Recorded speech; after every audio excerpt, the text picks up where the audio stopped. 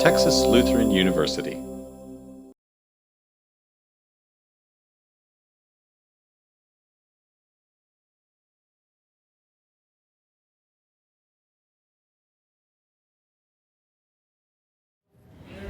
Good evening, everyone. I think we'll probably have some people trickling in, but I want to go ahead and welcome you to our second annual Society of Physics Students Public Lecture in Physics.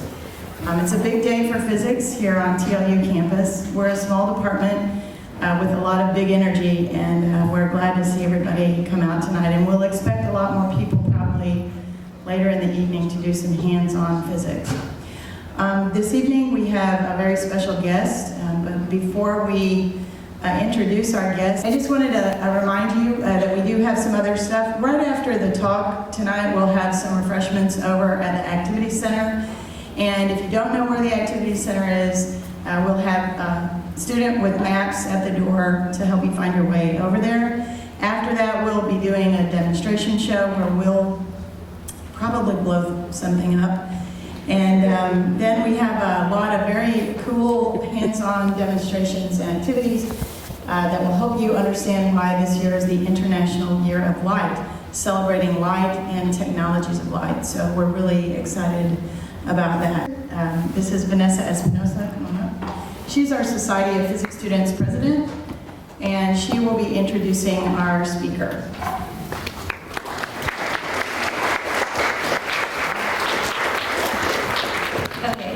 Good evening, everyone, again, and thank you for being here today.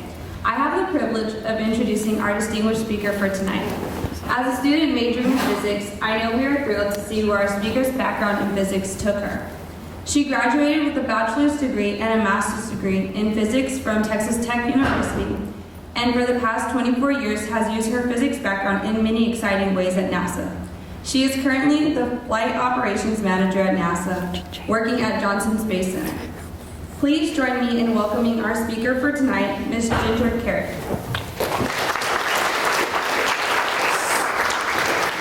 Way to go, woman.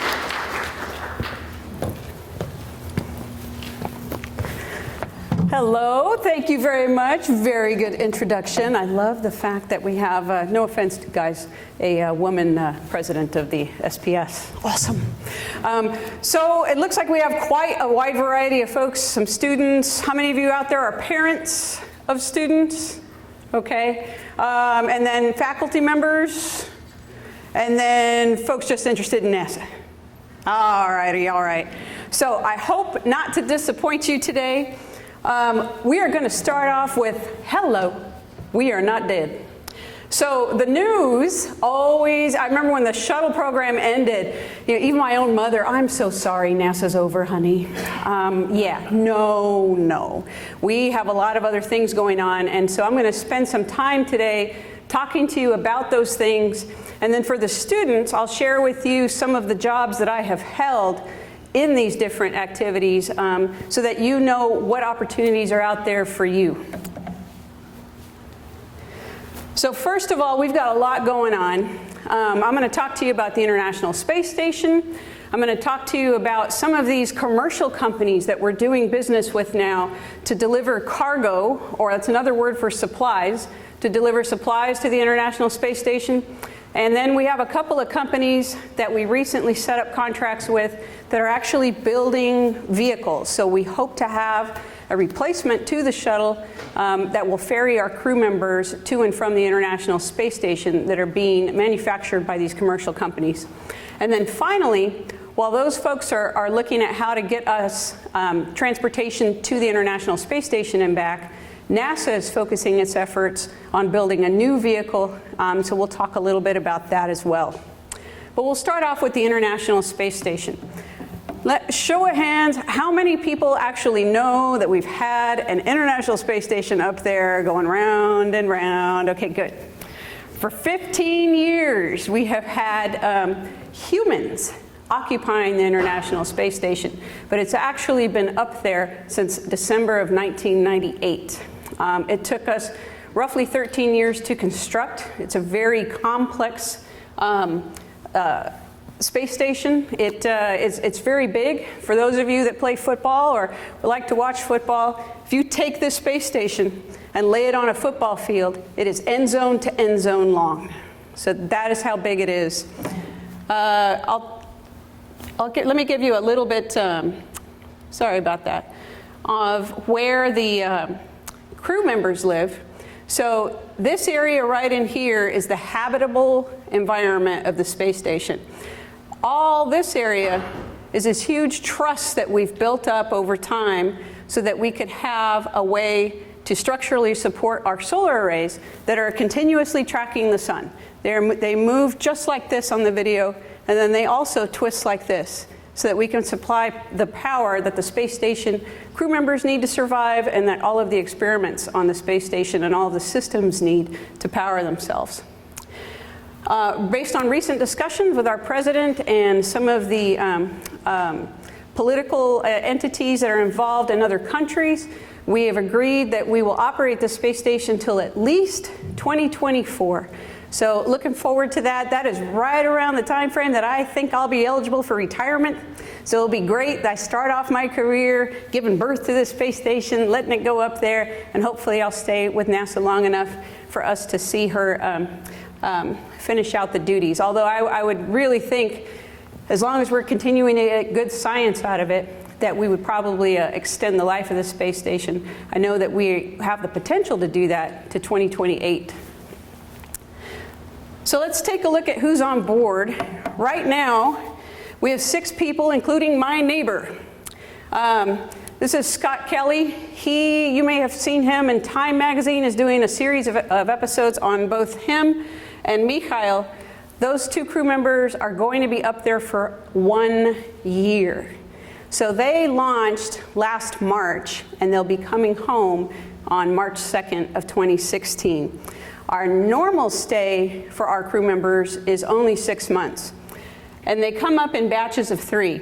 So these 3 right here have been up there just about 6 months, and they'll be coming home on December 15th. So you can tune in to nasa.gov and watch the landing of these 3 crew members. So when they come home, it'll just be these 3 up there. But I'm sorry, it's December 11th is when they come home. December 15th is when we send the new crew up there. So we'll get 3 more crew members. So for a period of about 4 days, these guys will be throwing a party by themselves, getting the space station ready, waiting for their new friends to arrive. Just to tell you a little bit about the different countries that are represented, Scott is an American, Sergey is Russian, Mikhail is Russian, Chel is an American, Oleg is Russian, and Yui is from Japan. We have coming up in that next set of 3 on December 15th, we've got 1 American, 1 astronaut from the European Space Agency, he's from England, and then we also have 1 Russian.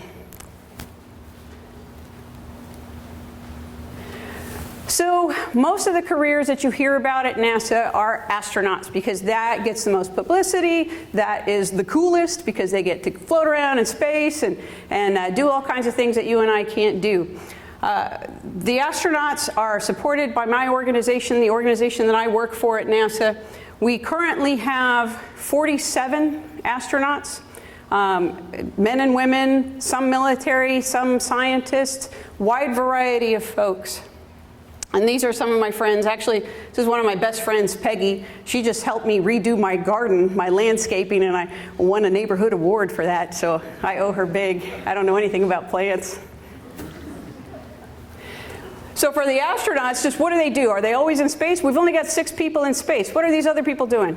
So they're preparing for missions. We assign them roughly 2 years in advance because that's how long it takes them to train on both the International Space Station and on the vehicle that they're going to be flying up with.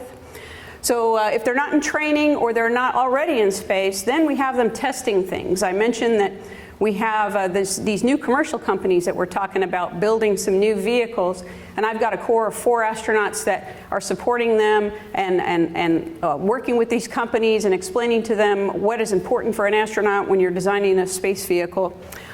They're also doing a lot of public outreach, working in mission control, and we also have some astronaut managers. So now you too can be an astronaut. We actually just put a new call out yesterday. From mid-December to roughly mid-February, NASA is taking applications for our next astronaut class that will start in 2017. This says minimum, and when you go to the website, it'll tell you that these are the minimum qualifications. What I will tell you is most of our crew members have more than a bachelor's degree. They have a master's degree. So you can have a master's degree in 1 year technical experience, you can have a master's degree in some piloting experience, and submit your application. I actually did this. Since I was 5 years old, that's what I wanted to do. I wanted to work at NASA. I wanted to be an astronaut. And the day that I worked at NASA for exactly 1 year, had my little master's degree, had my 1 year experience, I waltzed down to the astronaut selection office and turned in my application, just thinking that I would get like the world's coolest rejection letter. But I did not. I actually got a call a couple months later and was notified that I was selected to be interviewed. And that year they had 3,000 applications, and I was one of 120 people that were interviewed. So I was 26 years old at the time. I thought, wow, this is it. I'm getting my dream. This is awesome. Only to find out that when I did go through the interview process, there's a series of medical tests, a series of physical fitness tests, and a series of psychological tests. I passed the psychological tests and the physical fitness tests. I was an athlete. I played volleyball. I played basketball in college, ran, and so I passed that test as well. But during the medical tests, they found that I had kidney stones on both kidneys, 7 on one side and 6 on the other. And that particular selection year, I knew that NASA had imposed a new medical ruling, and that was that if your body shows the ability to form the stone, I know you can, right now we have medical technology, you can blast them with lasers and make it all better, but NASA's regulation was if your body shows that you can form one, you are lifetime disqualified from astronaut program.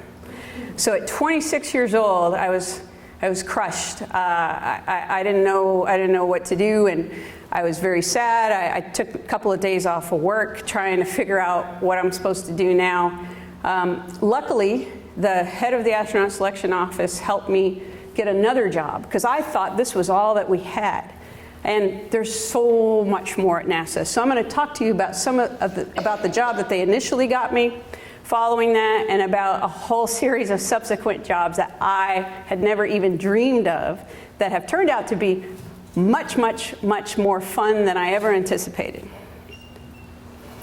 So starting off with that is mission control. I think mission control is pretty popular. You guys understand what mission control is? Okay, so mission control, that's the central focal point on the ground. You know, the astronauts don't do everything by themselves. It takes a team of folks on the ground to control the spacecraft, to plan their day, to monitor them and make sure they stay healthy, make sure the vehicle stays healthy. So it's a lot of different folks. So we'll talk a little bit about mission control. Assuming I can advance the slide. We could just talk about this slide all day then. Can you guys help me up there? And we'll keep talking. So, inside of mission control, that's actually me, and I'm sitting at the flight console. This was actually in the shuttle flight control room. I was able to certify in both shuttle operations and station operations. This is Mike Massimino. I'm assuming, being physicists, you have watched The Big Bang Theory. Okay, this is he's got like a recurring role on The Big Bang Theory. He is retired. I think he's working for Columbia University right now. His daughter was going to school there, so he retired and moved up there and is working out there. But he was one of my Capcoms, and just as entertaining as he was on that show, he was entertaining me in mission control. So for mission control, I've talked to you about the purpose, and I've shown you two folks in there, the flight director and the Capcom, and we'll talk a little bit about that. But overall, mission control provides control not only of the dynamic flight phases, but also all of the systems and the day-to-day operations for the crew. So one of the prime roles in mission control is the person in charge. How many of you have seen Apollo 13? Okay, the guy in the vest with the buzz cut, it's not always a guy in a vest. Sometimes it's a girl in a very nice blouse. That is the person in charge of mission control. And I got that job in 2005 and worked as a flight director for 8 years. And it was the most spectacular experience of my life. I loved being in charge. It's a lot of burden on your shoulders, though, whether you're in that room. And I mentioned the bullet points I have here are talking about what you do in that room. But just like the crew members get assigned in advance, the flight directors also get assigned in advance. So about a year of your life you spend training with the crew for a particular mission, training with your flight control team to make sure you can accomplish all of the objectives of your mission. So we used to have shuttle missions, so those would be 14 to 16 days, and now we assign flight directors for a duration of a particular crew member's stay. We used to assign them for 6 months at a time, and now we're trying to get people more experience, so we assign them in 4-month blocks and 2-month blocks. So 4 flight directors will work and be primarily responsible for a given crew on board, and then you have flight directors supporting in mission control day to day. But it was a great job, and one thing I like to point out here, I mentioned we have the authority to take any action necessary. If the president himself walks into my flight control room and tells me, I want you to do this, I have the authority to override him. So you have to have that. You can only have one boss when you're dealing with the lives of our crew members in space. So that is the level of responsibility in that particular console. Another console that you hear, Houston, we have a problem. Somebody's got to key the mic and answer. So that is called the Capcom, or short, NASA likes to make acronyms about everything. So Capcom is short for Capsule Communicator. And that's a carryover from the Apollo and Mercury and Gemini days. But bottom line, it's the person that answers the call in mission control.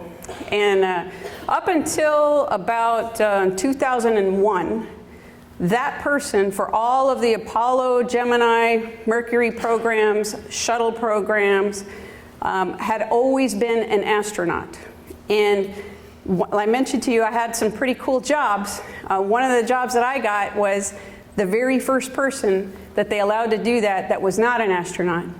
And it's not because I'm special, although my mom might say that I am, but probably for a different reason. It's because of the experience that I had. When I first was rejected from the astronaut program, the first job that I got was an instructor for the astronauts, and we'll talk a little bit about that. But as an instructor, I got to meet the very first crew member that was going to command the space station. His name was Captain William Shepard, and he was a Navy SEAL. After he and I got to know one another, he specifically requested that I be assigned directly to him and support his training. His training flow, because he was the first one, turned out to be 4 years long. And 70% of that time was spent in Russia, because the space station has Russian elements and US elements. So I got to go wherever he went. If he was in Russia, in Moscow doing training, I was in Moscow. If he was in Star City, Russia, I was in Star City. If he was in Kazakhstan, watching them build some of this hardware, I was there. If he was in Florida, I was there. So I got my astronaut training. I got my 4 years of learning to see the world through my crew members' eyes. So when the space station flew, no astronauts had flown on it before. So the logic for this didn't make sense. The logic was the crew members wanted to talk to somebody that had been where they had been and seen what they had seen, but no one existed because we hadn't even sent up the first crew yet. So that's why they let me do it, and I did that job. I thought it was awesome. It was the best job. Most of my jobs are like the best job ever until I get the next job, and then that job's the best job ever. So I did that for 4 years, and it was great. I got paid to talk to my friends all day. So that is the Capcom and the flight director. Then all of the other opportunities I want to talk to you guys about are all the different flight controller positions. So they come in basically 3 flavors. The first one is what we call core systems. You know, your power, your life support, your thermal control, your command and control. And then you have specialists. And I should point my laser at one of the specialists we have in our audience today. Please wave.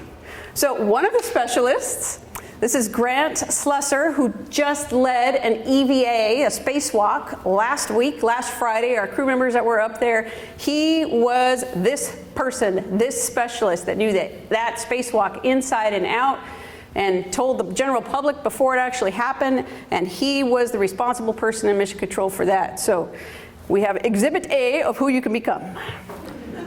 And then the final category of folks are, they're planners. We have people that plan the crew day down to the 5-minute interval. We have people that know where every piece of hardware is and where it's located, how many we have, so that type of stuff. So I'm just going to walk you through some of the disciplines, see if some of these strike your fancy, and then potentially you could come co-op at NASA or come apply and be one of these console positions. So the first one, somebody's got to keep the vehicle flying level and steady. So that is our attitude. I tell you, we make acronyms out of everything. Attitude, Determination, and Control Officer. So they are responsible for the systems that manage the vehicle's attitude, like our control moment gyros, our global positioning systems. And they also work with their Russian counterparts, who the Russians own the propulsive system, so the thrusters that keep the space station going. So they work with their Russian counterparts to figure out the right combination of control moment gyros and Russian thrusters. And then you have ethos, environmental and thermal operating systems. One of the instructor jobs I had was in this particular area, and they're responsible for the air that the crew members are breathing. You know, because if you think about it, you're in a tin can. You need to make sure that you're replenishing the air with new oxygen, that you're removing the carbon dioxide, that you're circulating the air, that it's at the right temperature, it's not too humid. You also want to make sure that the water that you're drinking is clean. We recycle quite a bit of our water. Recycle it from what, you might ask? We recycle it from urine, we recycle it from sweat, we recycle it from your exhalation. And we churn that back into the system, and you are drinking yesterday's pee is tomorrow's coffee. So then we have, if flight dynamics is what intrigues you more, we also have our trajectory operations officer. So we have vehicles that come and visit us. They are responsible for helping us figure out where those vehicles are in the sky. They are also responsible for helping reboost the space station, because I say that the space station's in orbit, but it's actually continuously falling. So on occasion, as it's going around and falling back toward Earth, we actually have to fire the thrusters and get it up to a higher altitude and then keep going. We sometimes, unfortunately, have to fire those thrusters when we are avoiding stuff. This space, the vastness of space, is filled with junk. Dead satellites, satellites that have exploded, satellites that have collided, and we have to dodge those piece parts. This particular individual works with a group of folks that help track those piece parts, and also when they're coming toward the space station, we move the space station out of the way. And then this is Mr. Slusser, the officer that is responsible for the spacewalks, or the EVAs, the extravehicular activity. So the EVA officer is responsible for choreographing those spacewalks. We've got a huge swimming pool at NASA that we use. There's no anti-gravity room, no matter how many movies you watch, stop it.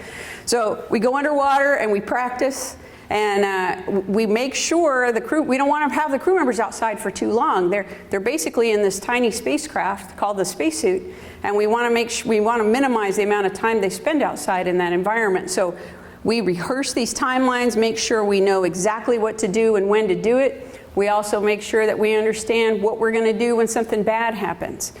So we rehearse that in the swimming pool, we rehearse that in simulations, and then we go outside and make it happen. And tomorrow you can watch someone else make it happen. We've got our 2 crew members, Scott and Chell, going outside again tomorrow to make some reconfigurations to the thermal control system that is external to the vehicle. I think usually hatch opening is around 7 a.m. So if you tune into NASA TV at 7 a.m. on the web, or if you happen to have the NASA channel here, you can watch it. Another specialist is our robotics officer. So we have several robotic arms, and then we have several devices that we use to move those robotic arms all over the space station. This right here is what we call the SSRMS, the Space Station Remote Manipulator System. On the very end of that, we've got a smaller little guy called the Special Purpose Dexterous Manipulator. If you look at it, it kind of looks like it's got a little head and it's got teeny weeny little arms, but that one is able to do the fine tuning work, whereas the big arm can just grab stuff and move it around. But the arm is controlled, not by the crew members most of the time, it's by the person in mission control. So they are moving, a little joystick, moving some things around, and it's controlling something 200 miles up. We also have what's called an operations support officer, or our on-site home improvement. Anything that breaks inside the vehicle, that's who we call. They know where all the tools are. They know what we can do to access certain things. They write procedures for telling the crew how to take stuff apart that most of the time we never intended to take apart. But since this space station's been up there since 1998, stuff fails, and it fails in new ways. So this is a very handy individual to have on console. So those are all the people in mission control. So we've seen the astronauts, we've talked about mission control, but there are still so many other people out there. And one of those, and I didn't even know that this existed, you can be an instructor. You can be an instructor for the astronauts or an instructor for the mission folks that work in mission control. So we have a number of different types. For every system that we have a flight control position for, we also have corresponding instructors for. And you can teach in a classroom, you can teach in a simulator, you can teach using the virtual reality goggles, all kinds of different things. So that's an opportunity for you as well. Now, you might think, I don't know how to work in mission control, or I don't know how to teach. No worries, we got you. So you get a degree in some science, technical engineering field, and we'll teach you how to do the rest. I didn't know what I was doing. I knew my physics. So when I was asked to go teach the life support systems, I at least could understand the physical concepts behind how those life support systems work. And then you go off, and we actually teach you how to teach too. So it's a pretty good gig. So if you guys are interested, come see NASA. We need more. So that's the whole International Space Station. We're going to move on and talk about some of these other areas fairly briefly, and then I can open it up for questions. But the second thing I want to talk to you about is commercial cargo. You might ask what that is. So when we had the shuttle, you would put stuff in the back bay of the shuttle. If we used to take up modules of the space station in the back of the shuttle, and we used to take up a lot of supplies in the shuttle. When the shuttle went away, we needed a way to continue to send supplies to our crew. They need food, they need clothes, they need fresh water, they need spare parts. So after the shuttle went away, the only means of transportation that we had was a Russian vehicle called the Progress. And those fly up fairly regularly, 4 to 6 times a year. But a lot of because it's a Russian vehicle, they were carrying up stuff for the Russian crew members, for the Russian side of the space station. So we needed a replacement for the shuttle so we could replenish some of the US supplies. So the president had an initiative where we would set up a contract mechanism and allow these commercial companies to go off and deliver the supplies for us. So the 2 companies that we selected that you may have heard about in the news are SpaceX and Orbital ATK. Now, unfortunately, the Progress, Orbital ATK, and SpaceX all had accidents within the last year. Lucky for us, we had one additional vehicle, that is our Japanese vehicle, but it only flies once a year. So we filled that as much as we could. So we're anxious for these two companies to get back in the game. Orbital will actually be flying in December. I think December 3rd is the latest date that I've heard. And SpaceX will be back in the sky again in early January, early to mid-January. So we're excited for these companies to get back on their feet. The other, did I mention it here? Yeah, this one I had said that they were coming today. Yeah, they're not. So NASA was supposed to announce the winners of this new contract. The contract that we have with Orbital and SpaceX ends at the end of 2016. So what we did is we sent out a call for a new competition. So there's a bunch of other companies that are out there that want to provide the service to us, and NASA was supposed to announce today who the new winners were. But if you go to the website, it tells you that we're delaying until January 30th. So hopefully after the holidays, folks will have time to look at all the proposals, and we'll be able to tell you who the two new companies are starting in January. But SpaceX and Orbital will be the companies that fly through the end of 2016. So then commercial crew. So the shuttle not only took stuff up for our American astronauts and for the US hardware on the space station, it also took our crew members.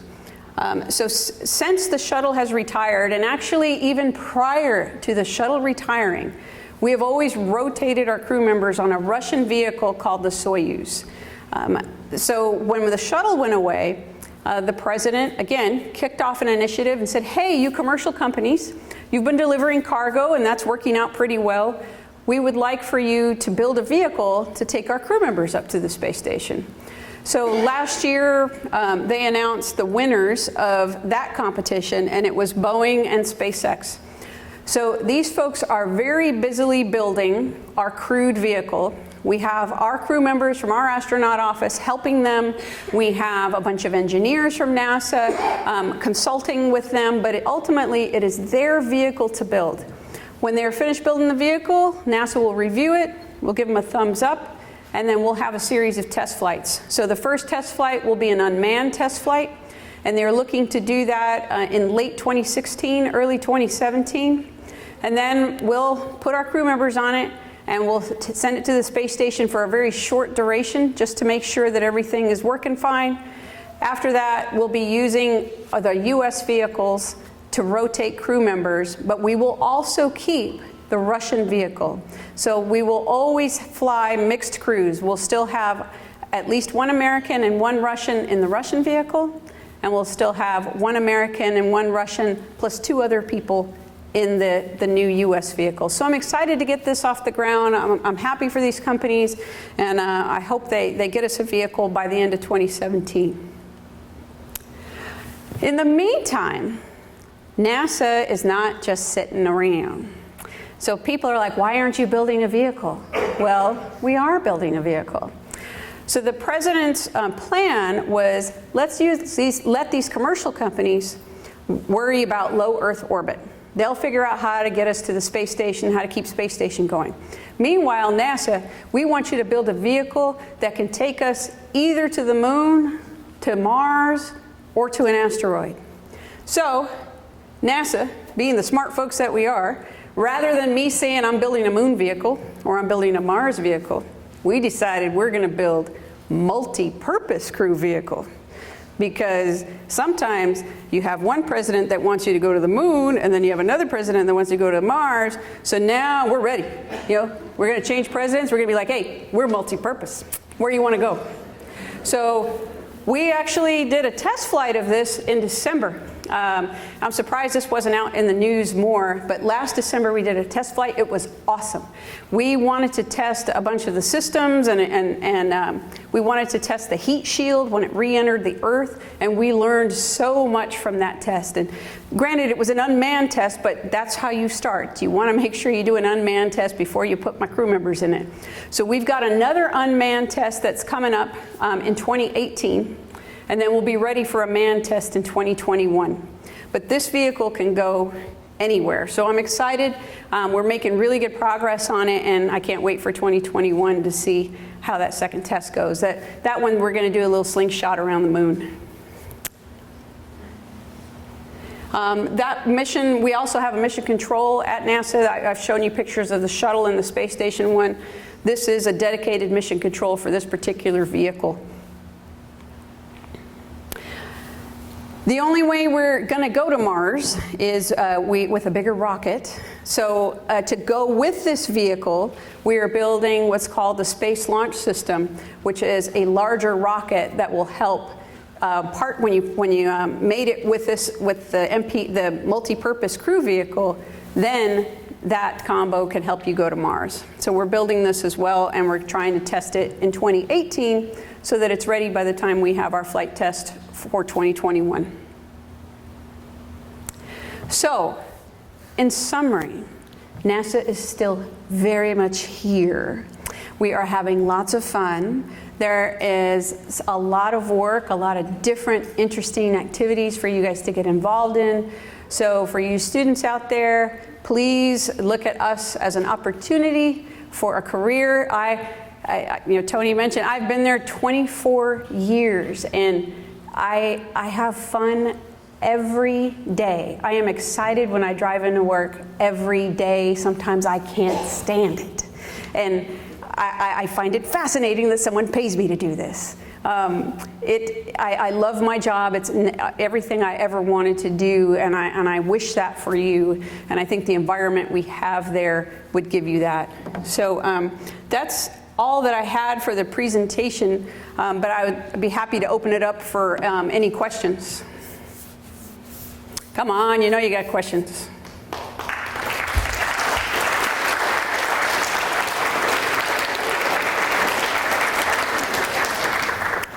No questions? Not even the typical, how did they go to the oh, yeah. So how many sunsets and sunrises do they see? How many sunsets and sunrises does the crew see in a given day? They see 16. We're traveling around the Earth at 17,500 miles per hour. So that would make you crazy if you were looking out the window all the time, but we have them working. We don't have time to be looking out the window. And so when they go to sleep, we do have these basically little closets that they sleep in. There's no windows, so at least you can have the concept of darkness in there, and they can sleep their regular 8 hours. They wake up at roughly midnight our time, and they go to bed at about 3:30 in the afternoon. Yes, sir? Has there ever been a canceled mission?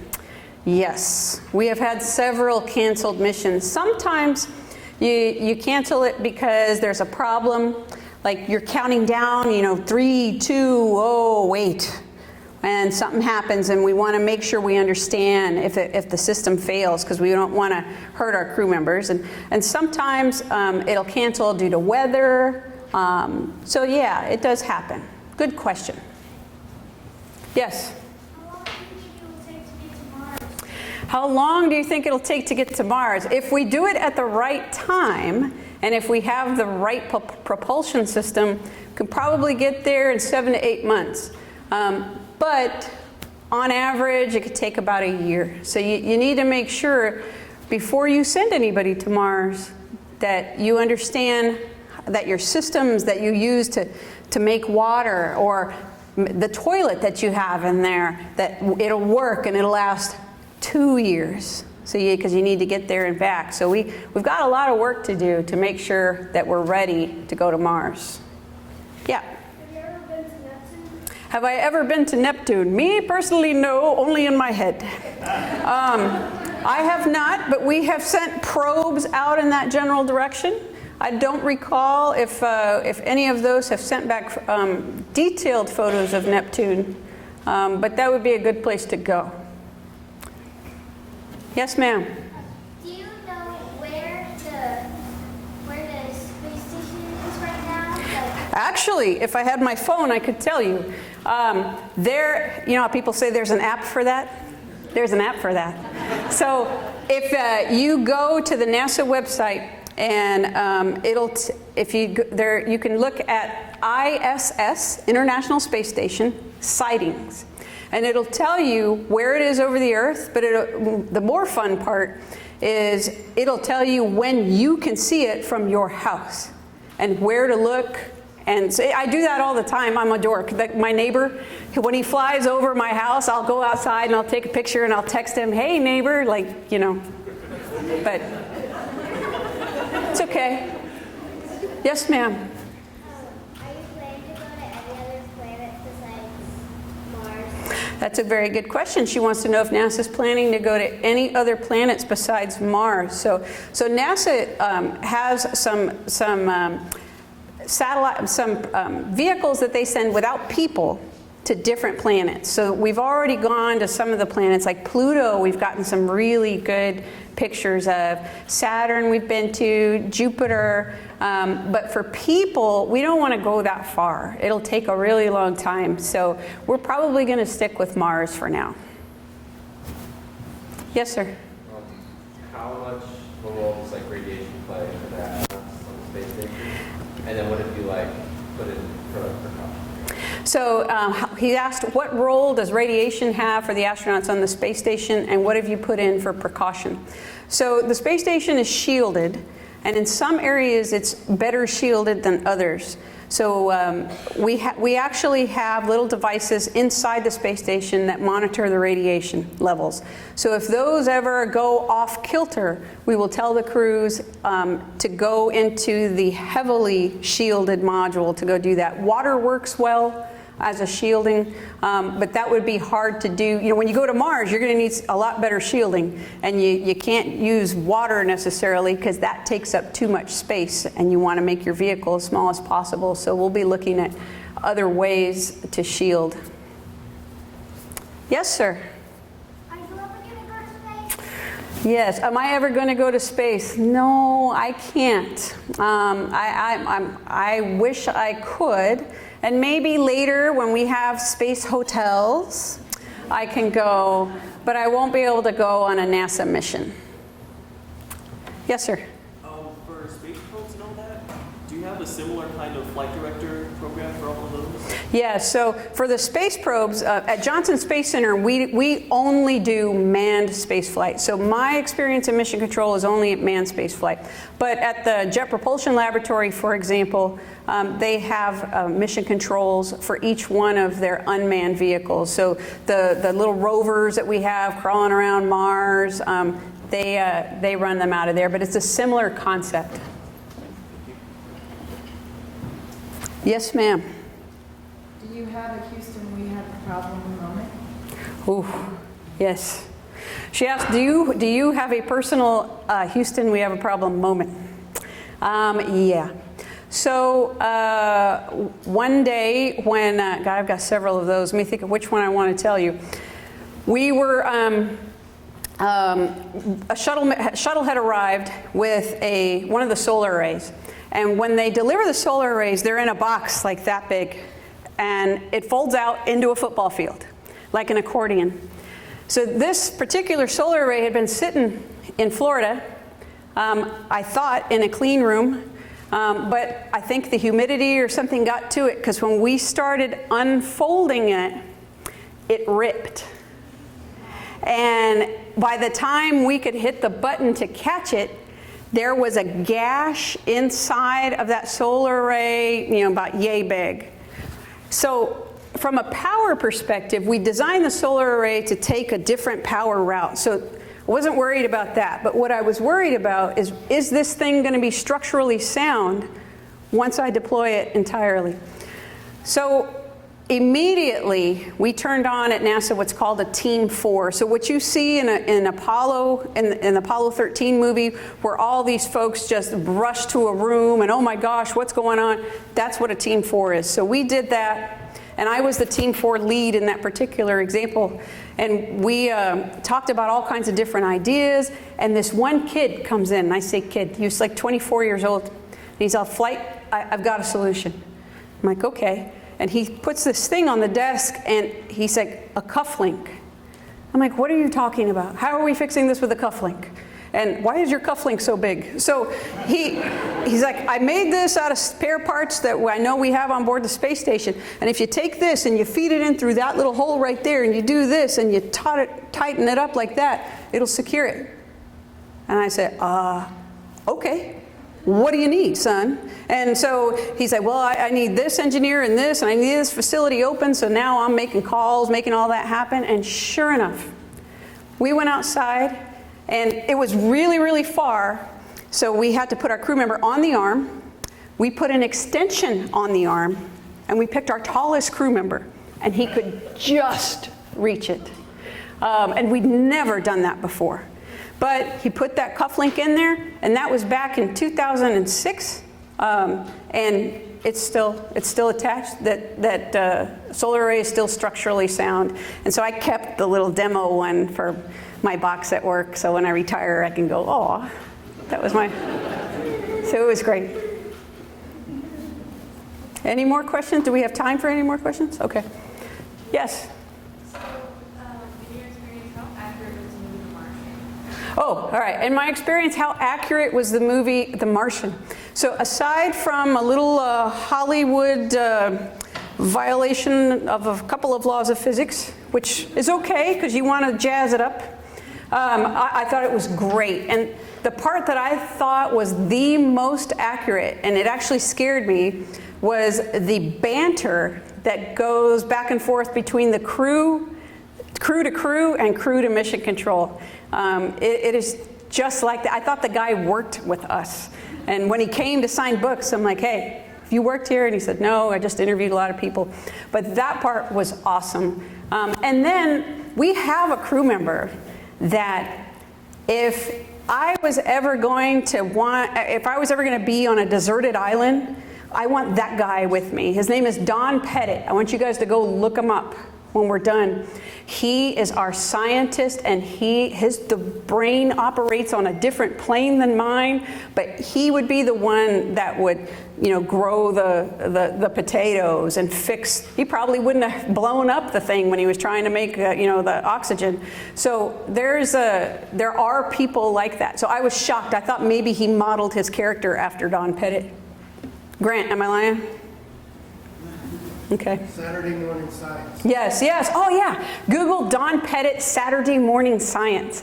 This will show you how geeky I am. So, in mission control, we 24/7. So I'm on console on Saturdays when Don Pettit's in space. And I felt like a little kid. I would sign up for Saturdays because I knew that, right around 10 a.m., it was going to be time for Saturday Morning Science. It was like Bill Nye the Science Guy. And he would come up with some experiment that he decided to do because he's Don. And it would be the most engaging display of physics that you've ever seen. So Google that. I hope he flies again. I really want him to fly again. It was very entertaining. Yes, sir. So I saw a couple weeks ago you guys announced that there's possibly flowing water on Mars. I think it was recurring slope or something. But I also saw that you guys were going to announce another major finding on Mars. And I think it was for Thursday today. I missed it, so I was wondering if you could I missed it too. One, because I was here, but two, because that would come out of a different area of NASA, not Johnson Space Center. So it's probably JPL or one of the other NASA centers. But I saw it too, but I don't know what the outcome was. Sorry. Yes, ma'am. So how do the astronauts go to the bathroom? Oh, there we go. That took us a while, folks, but we got there. So the bathroom works on, because think about it for just a second. No gravity. Now think about how that would go over here in your bathroom. So we've got to come up with something a little bit better so you don't have floating poo. We use a vacuum cleaner concept. So the toilet is basically a vacuum cleaner, and you pee in the tube, and you do number two in the hole of the toilet. You don't do both at the same time, and if you do, you've got to get creative with how you position yourself. But there is a vacuum in the tube, and there's a vacuum in the hole. And basically, the number two goes into a bag, and then you seal the bag, and you chunk it in a little can, and it fills up roughly every 7 days or so with 6 crew members. And then the number one gets sucked in through this tube. And then we put some pre-treat in it because, it's very ammonia, toxic kind of stuff. So you put some pre-treat in it, and it gets stored in a can, and then that can ties into what we call the urine processor assembly, which processes your urine, adds some stuff, and then tomorrow when you're making your coffee, there you go. So the solid waste we actually have to dispose of, but yes, and I've tasted it. They do this at Marshall Space Flight Center. They have the devices that do that. When I was doing life support, I went down there, I went to the bathroom in the morning, and then after I got done with my meetings, I came out, and it's fine. It's not the way my dad did it. Yes. Oh, yeah. So for Grant, when you're in the spacesuit, I mentioned the spacewalks are 6.5 hours. Well, they get ready for the spacewalks a little bit earlier than that. So if it could be 8 hours, 9 hours before you can go to the bathroom. So we actually have the crew members wear a diaper inside the spacesuit.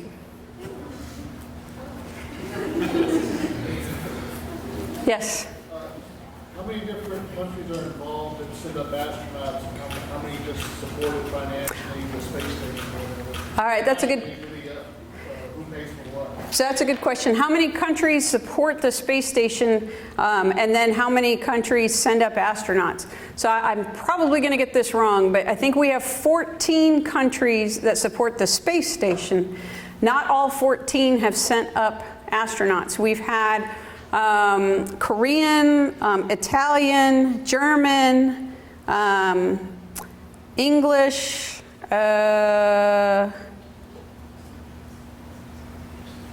Norway. We've probably had about 9 or 10, 11 different countries that have flown on the space station. Yep. Kazakh, Russian, American, of course, Japanese. So a lot of different. So for the components of the space station, the two primary investors are the US and Russia. So all the modules that you see were built by, most of the modules that you see were built by them. We have one module that was built by the European Space Agency, and then 2 modules and a back porch that were built by the Russians, the Japanese Space Agency. And then Canada was responsible for the robotic arm and all the transfer devices for those arms. Let's see. Yeah. So here, this is the Japanese module, Japanese back porch, Japanese arm. This is the European module. This is the US side. This is the Russian side. There's always 6 people on it? Yeah, we'll drop down to 3 when we're doing crew changeouts, but normally there's only 6. On occasion, we'll go up to 9, and that's usually when we are ferrying up a third Soyuz. Like when we had to have our crew members that are staying up there for a year, we had to get a new Soyuz to them because the Soyuz is the crew vehicle, and we keep it docked so they have an escape vehicle. Those are only good for 6-month stays. So with our crew members staying for a year, we had to have some other crew send them up like the new Soyuz and then take their Soyuz home. So on those occasions, we'll go up to 9. Yes, sir. How big is the Orion spacecraft? It's not very big right now. It seats 4. It's slightly larger than the Apollo capsule. I forgot the exact dimensions. But if you go to nasa.gov and you click on Orion, there's a fact sheet that's out there that'll show you the exact dimensions and how much weight it can carry, how many people it can carry, and how much capacity it has for cargo. All right. All right. She says the last question. Yes, young man. How many days does it take for a satellite to go around Earth 2 times? How many days does it take for a satellite to go around the Earth 2 times? It depends where the satellite is. So if it's where the space station is, it'll take 3 hours to go around the Earth 2 times. And the higher you go, the longer it'll take to go around. All right.